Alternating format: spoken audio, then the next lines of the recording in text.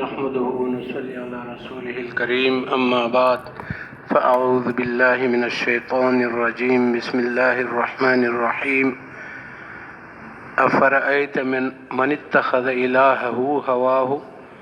وأضله الله على علم وختم على سمعه وقلبه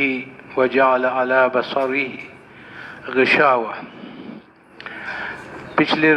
گزشتہ رات ہم اس آیت کہ اللہ تعالیٰ نے فرمایا کہ بلا دیکھ تو جس نے ٹھہرا لیا اپنا حاکم اپنے خواہش کو اور راہ سے ہٹ گیا، بچلا دیا اس کو اللہ نے جانتا بوجھتا، اور مہر لگا دی اس کے کان پر اور دل پر، اور ڈال دیا اس کے آنکھ پر اندھیرے،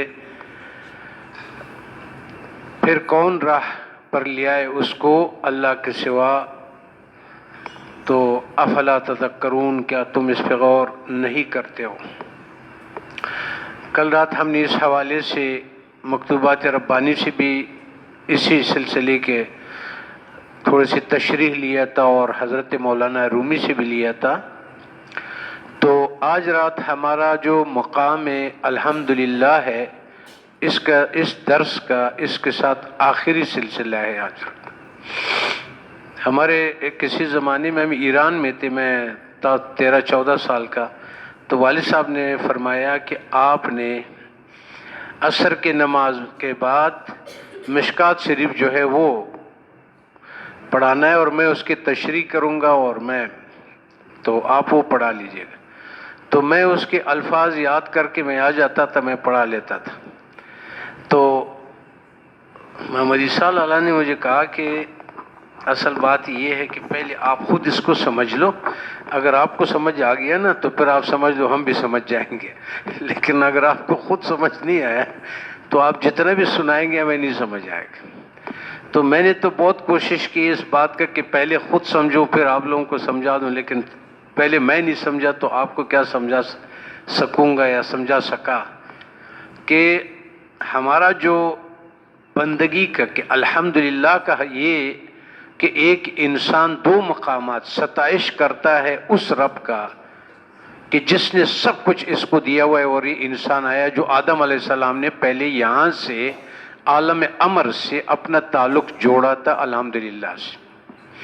ہم نے یہ بیان کیا تھا شروع سے کہ الحمدللہ جو ہے یہ عالم خلق کا عالم امر کے ساتھ تعلق بننے کا وہ مقام ہے کہ وہ اللہ تبارک و تعالیٰ کو اپنا رب،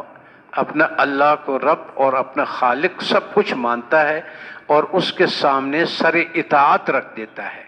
وہ ان کے انبیاء کو بھی پھر مانتا ہے، ان کے مصاحف اور ان کی کتابوں اور قرآن کو بھی مانتا ہے، وہ نبیوں کی پیروی بھی کرتا ہے، کیونکہ انہوں نے پھر اس کے ساتھ عہد کر لیا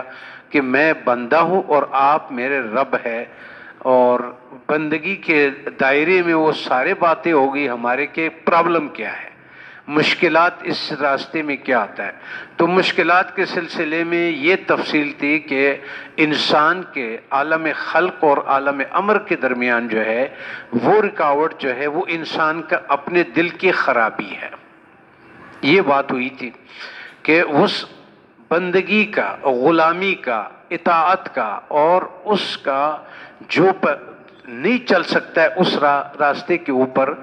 تو اس کے پرابلم کے بارے میں یہ تھا کہ انسان کا دل خراب ہو جاتا ہے، اور انسان کے دل کی خرابی جو ہے وہ خرابی ہے نفس کی وجہ سے، اور نفس کی خرابی کی وجوہات دنیا ہے۔ یہی چل رہی تھی بات۔ آج اسی کڑی کا آخری درس ہے۔ اب جتنا سمجھا سکا نہیں سمجھا سکا وہ تو بعد میں فیصلہ ہوگا کہ تو مختصراً کل رات کے سبق کا مختصر یہ ہے جو مفسرین فرما رہے ہیں، یعنی وہ شخص جس نے اپنے خواہشات نفسانی کو اپنا معبود بنا لیا، یہ تو ظاہر ہے کہ کوئی کافر بھی اپنی نفسانی خواہشات کو اپنا خدا یا معبود نہیں کہتا ہے۔ اگر آپ کافر سے بھی پوچھیں وہ تو نہیں کہے گا کہ میں نے اس کو اپنا معبود بنایا اپنے خواہشوں کو۔ تو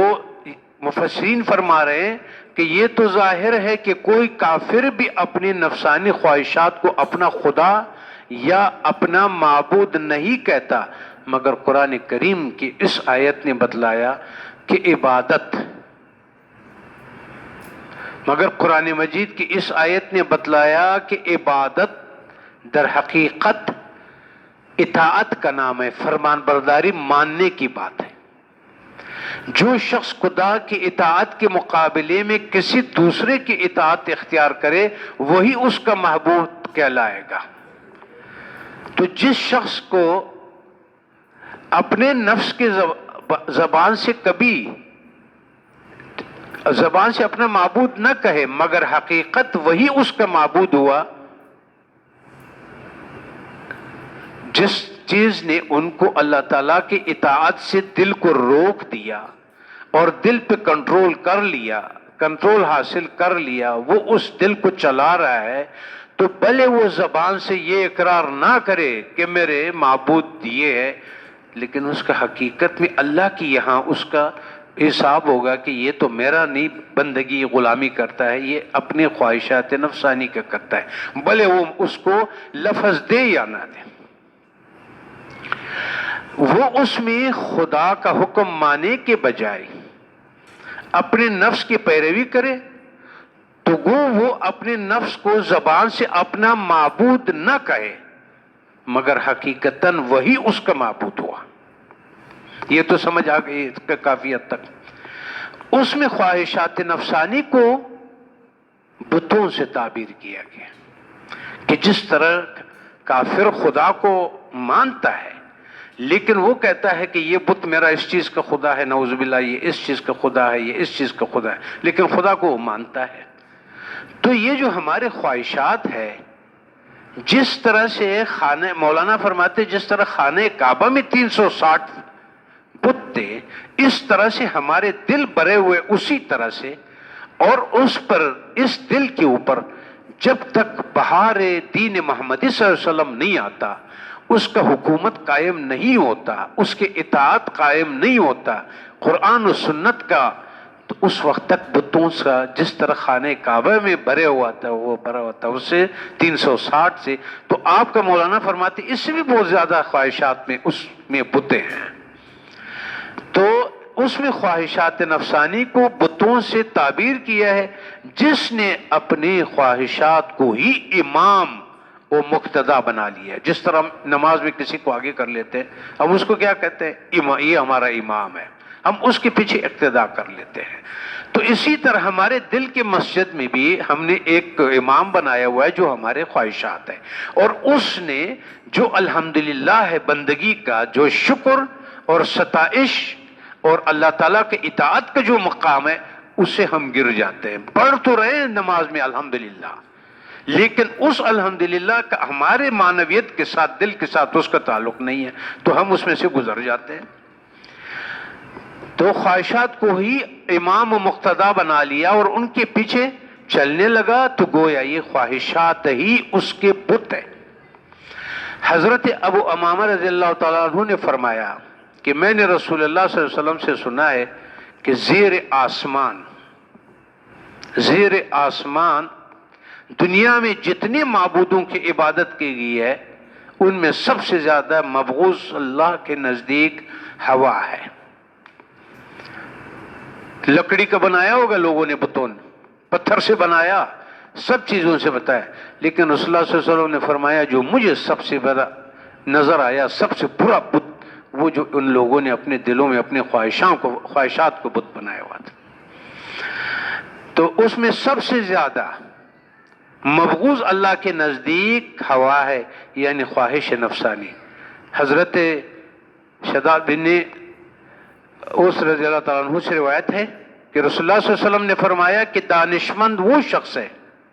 دانشمند، دانا، عقل مند، جس پر اللہ نے انعام کیا، فضل والا کون ہے؟ جو اپنے نفس کو قابو میں رکھے اور ما بعد الموت کے واسطے عمل کرے، جس کے زندگی میں ان خواہشات کا ناپائیداری، بے وفائی، کم وقت کا نظر آ جائے اور بعد الموت جو اس زندگی سے اس کا واسطہ پڑتا ہے وہ اس کی زندگی کے سامنے کھڑا ہو جائے. یہ خود دانشمند، دانا اور عقل مند آدمی ہے. اور فاجر وہ ہے جو اپنے نفس کو اس کے خواہش کے پیچھے چھوڑ دے. فرمایا کہ تمہاری بیماری تمہارے نفسانی خواہشات ہیں. تمہاری جو بیماری ہے وہ انسان کے، جس کو ہم روحانی بیماری کہتے ہیں، جس کو ہم تعویذوں سے ٹھیک کرتے اور وہ کہتے کہ جو روحانی آدمی کے پاس گیا تھا، تو وہ روحانی بیماری جو ہماری ہے، قرآن و سنت کے آئینے میں وہ بیماری ہمارے دل کے، وہ بیماری ہے جو ہمارے نفس کے خواہشات سے ہمارا عرش، جو کہ عالم امر